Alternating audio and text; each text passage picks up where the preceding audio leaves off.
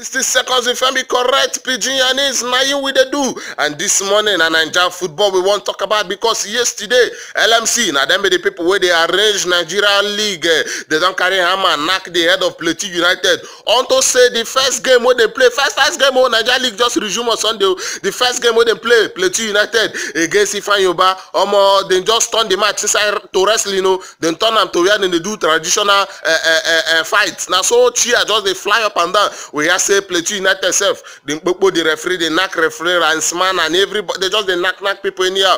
And the LMC don't carry some kind of sanction, some kind of hammer Plateau United their head, and their fans their head also say they no go play some kind of match. But we they ask, how we want to stop all this kind of thing for Nigeria football? Not be the first time this thing they happen, but we know what made it happen again. Some people don't suggest this kind of thing, but you what you they suggest this money? What you feel say we feel do for Nigeria football? Make all this kind of thing not happen again because not be good thing.